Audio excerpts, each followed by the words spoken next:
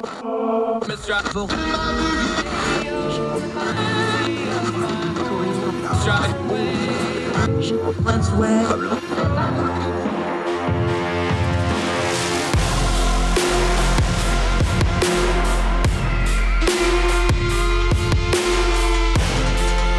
host, Andrew Donaldson. This is Heard Tell. Welcome back to Heard Tell. Let's go to Africa. We've been talking about it periodically, various things. A lot of geopolitics cross paths down in Africa. It's been that way for hundreds of years. It will be like that for the next 100 years. But right now, in the here and now, there's some really important stuff going on with some very familiar world players that we do see in the news media. Let's go to another one of our great Young Voices contributors. He is an intern at the Initiative for African Trade and Prosperity. He's studying a master's at the London School of Economics. And if you're from Logan and don't know what that is, they don't just let you walk in there. That's a prestigious thing. That's kind of an important school. Alexander Jelloian, how are you, sir? I'm doing good, Andrew. Thank you for the nice introduction. Happy to be here. Happy to talk about Africa. Thrilled to be with you. Let's start big picture. And we deal with truth. We talk all the time. One of our core values on this program is things don't happen in a vacuum. They happen in a sequence. Africa has always been somewhat chaotic. The Horn of Africa and Somalia, that has been conflict for all of yours and mine lifetimes. We know about Somalia, Black Hawk Down, all that stuff. We know the problems in Central Africa. Libya in the north is a failed state. We know about the issues in South Africa. Even though that's more of a developed area, they still have problems. Africa has always been a problem.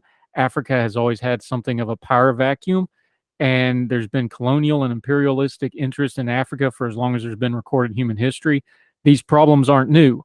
Just the players are new, and they're familiar players to us, people like China, like Russia. Give us the big picture of what's going on in Africa right now today.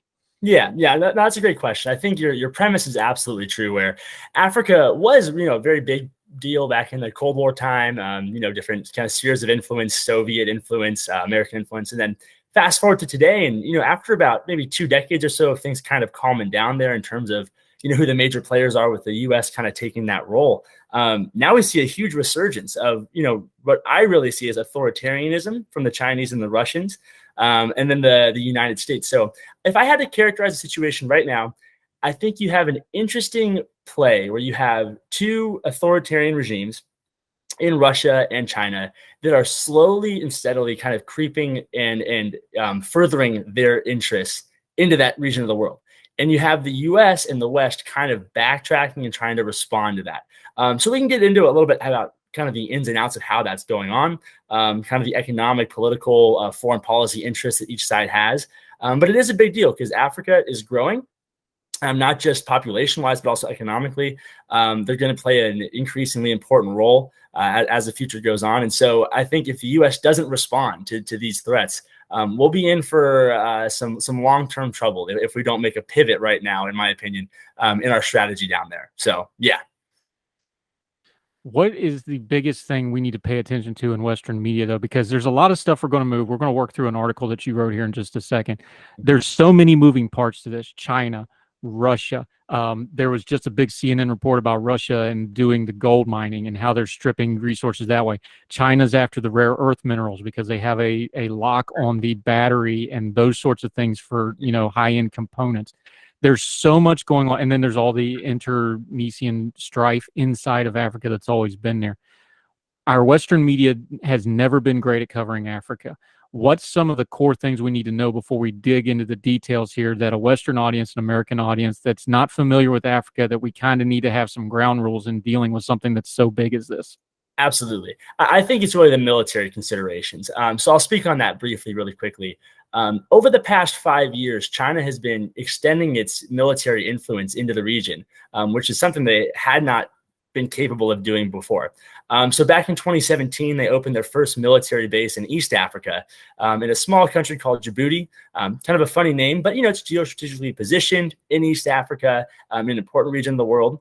And it does beg the question, why would China be attempting to spread its influence into that region? And then recently, there have been fears that have come out from the Department of Defense talking about the potential of China opening another base over in West Africa in Equatorial Guinea. That would be their first base in the Atlantic. And so as far as what a Western audience needs to be concerned with, this idea that China is slowly moving bases closer to our region of the world and into regions that they previously had not really been privy to is certainly worrying. Now, on the flip side of that, Russia has also been getting increasingly interested in African politics and African regimes.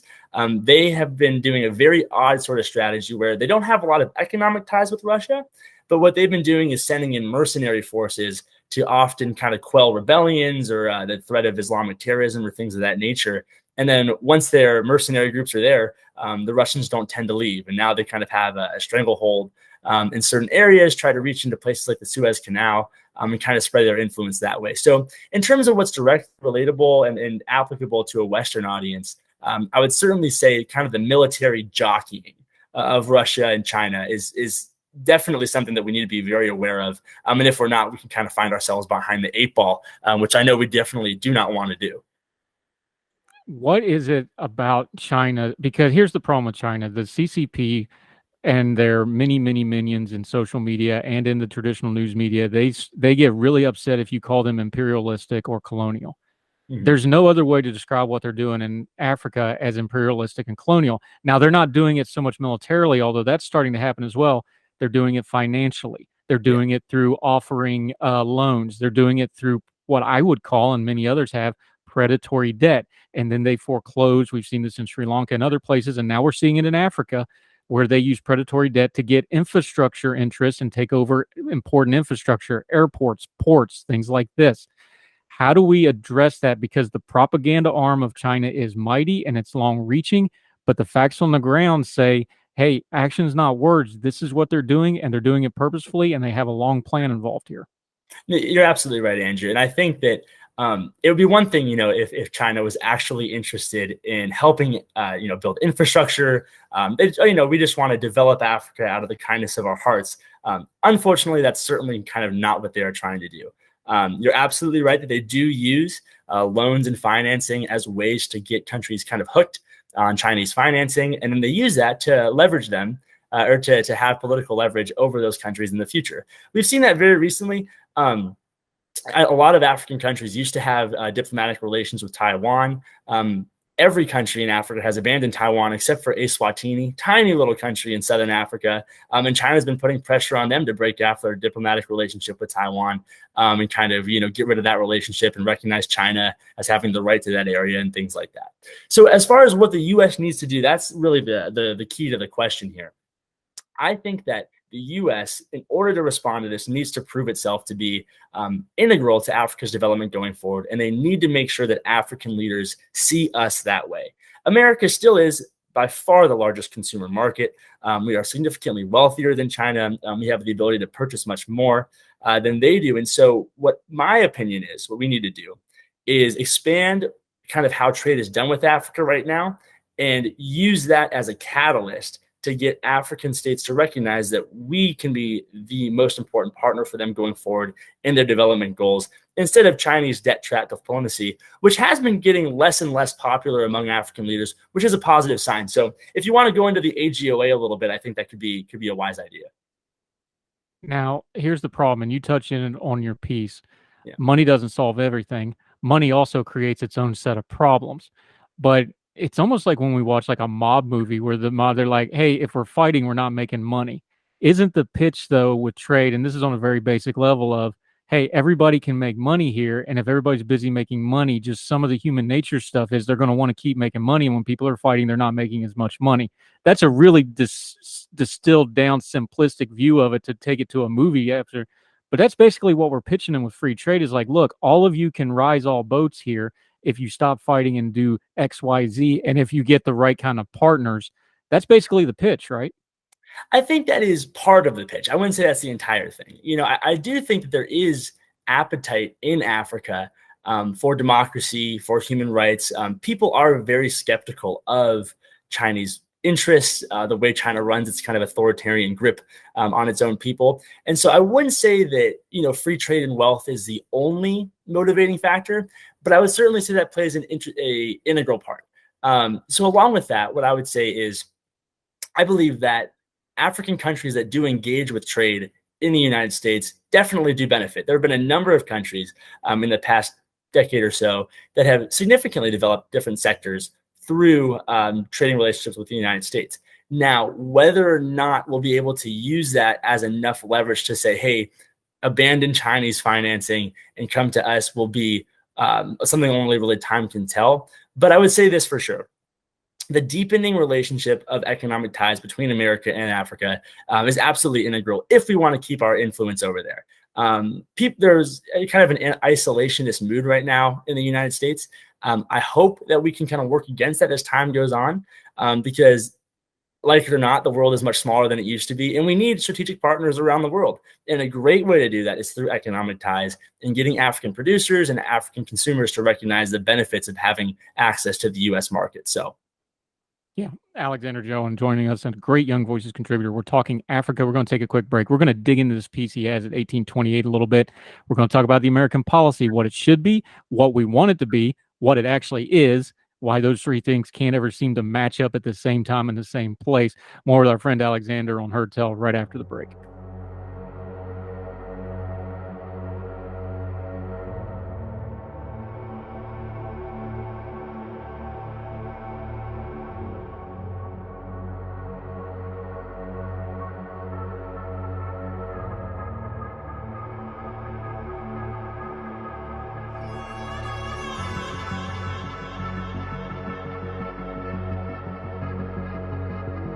Welcome back to Heard Tell. We got our friend Alexander back on. We're talking Africa. We talk real here. We deal with the real world on this program. Let's just be honest about American policy. Part of the problem with foreign policy and financial policy, for that matter, is there's a certain amount of inconsistency built into our system. We have presidential elections every 4 years. Congress turns over every 2 years. The American people tend to like gridlock. They like split government for the most part. Some of this is built into the cake, but when we're dealing with foreign policy, the two most important things when we're dealing with foreign powers is consistency and cohesiveness. People got to know what we're going to do and know that we're going to do it. America has been really, really bad at that for the last 30, 40 years, basically my entire lifetime for the most part since the end of the Cold War. What do we do to change that? Because it's hard to pitch things like we will be your trade partner. China's got a 50-year plan. They don't have the Russian 5-year plan. They plan way in ahead. So people are looking like, yeah, I'm making a deal with the devil, but at least I know what I'm getting. That's part of the problem here, yes? Yeah.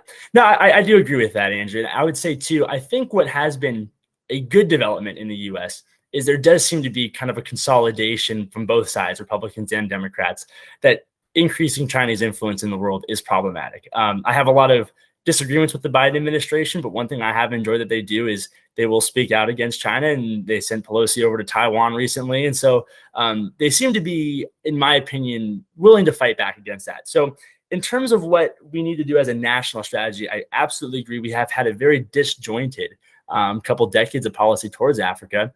And for a lot of it, it seems like we kind of took them for granted. They were not necessarily the most important partner of us. And we did not really give them, I think, the respect and kind of attention that they needed. So going forward, what I think certainly needs to happen is, you're absolutely right, a cohesive, coherent strategy about what we want to see from Africa and what they need to see from us. And I think the best way to do that is to, A, increase our diplomatic relations and actually begin to speak on the world stage, putting African issues at the very top of our foreign policy considerations, and B, through economic ties. Those two combined, if we could really nail those down and prove to African states and African leaders that we mean business, I think that would go a long way in pushing back China's influence in pretty much the near future, if possible. You use a term in the piece, utilization strategies. You're bouncing that off of what Xi Jinping and the Chinese are doing with the Belt and Road Initiative. They've got billions of dollars they're pouring into that thing. We probably can't do anything like that for a lot of reasons, but break that terminology down for us. Just go through the nomenclature, utilization strategies. What are you talking about? Because again, this is not theory. This is stuff where you're actually going to have to kind of do some practical stuff to win people over, right? Yes. And now, so in terms of utilization strategies, what that's connected to is the AGOA. So right now, I'll do a quick history on the African Growth and Opportunity Act. This was a bill passed in 2000, basically gives African producers a lot of access to the American market. So goods made in Africa are often duty-free, tax-free, can be shipped here easier, and get preferential access to American consumers. It should make it cheaper, easier for them to develop, things of that nature. Now, utilization strategies are key in this because currently, under the AGOA, they are not required. What a utilization strategy is it requires a country that has the benefits of trade under the AGOA, and it makes them make a cohesive strategy for how they can use their comparative advantage to take advantage of the access given to them by the US market. So basically, a quick example of that, let's say Tanzania comes up with an AGOA utilization strategy about, okay, well, we produce grain. We are able to export that to the US cheaper under the AGOA than other countries around the world because it's specifically a preferential deal for Africa. We're going to make a strategy of how to go about taking advantage of the access we have to the US market. It has worked very well. There's about 18 countries that have made utilization strategies and it's deepened trade ties with America.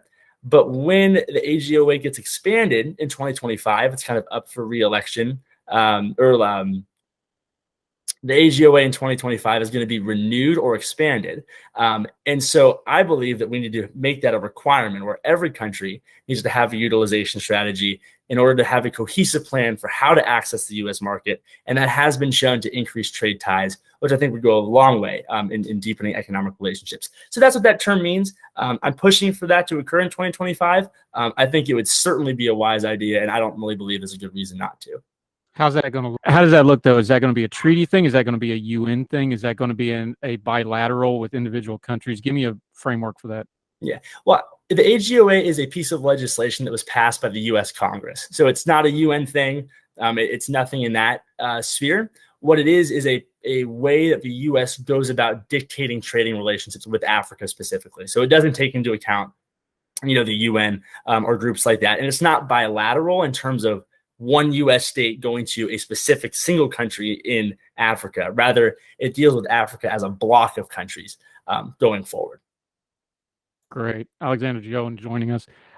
Just to put a kind of a cap on this, let's go back to where we started. Africa is a big place. It's a diverse place. It's got a lot of moving parts. How important, because again, like we started with, China's consistent more than we are, consistently bad, but they are consistent. How do we get this consistency? You talk about this being a good concrete first step. Mm-hmm. What's the second and third step? Because that's the key to the consistency we say that's been lacking in these kind of policies. Yeah, it's a messaging thing, Andrew, and it's a U.S. diplomatic ties thing where if the United States federal government wants to portray itself as long-term interested in African development, it's going to need to be a more consistent messaging platform from the government. So quick backstory on that. In 2014, Barack Obama held the first U.S.-Africa summit. I think that was a good first step in deepening African trade ties. However, 7-8 years have passed, and now the second one will be held in 2022. In my opinion, that's far too long to allow these trade summits not to occur. In my view, that should be maybe every 2 to 3 years, we're having consistent summits with African leaders, with business leaders, oftentimes in Africa itself, and deepening that relationship going forward. We can't be so sporadic in our choice to engage with them. I think doing that will have a long-term impact, and it will actually much more mirror what the Chinese are doing, where they consistently hold meetings with African leaders. They consistently have envoys down there. They consistently have high-level business executives in Africa where they're working on building these relationships. So I think expanding the AGOA, following that up with diplomatic ties, is really a good recipe to get us on the road to success here. And, there will be things that happen in the future that we can't see right now. But by doing both of those, I think we can do get ourselves on the road to kind of winning Africa back into our good graces. Yeah, great stuff, Alexander. Let folks know where they can follow you. We'll have you back on this topic because this isn't going away anytime soon. This is going to be something we're going to be dealing with probably generationally at least. Till we get you back on Heard Tell again, let folks know where they can follow you. We're going to link to your piece in 1828. Please read the entire thing. Tell us where they can find you and follow you until we get you back, my friend. Yeah, well, you guys can find me on Twitter at Jelloian, AJELLOIAN. Also, I would encourage you to check out our website at theiatp.org. That's Initiative for African Trade and Prosperity. We do a lot of work on sub-Saharan Africa, different trade deals and policies that are going on down there, trying to spread economic freedom and free trade going forward. So that's where you can find me. Yeah, and we're going to keep covering Africa because it's a big part of the world, and the other parts of the world are all converging there. Alexander Jelloian, great having you, sir. We'll have you back soon. Thank you for the time. Thanks, Andrew. Appreciate it.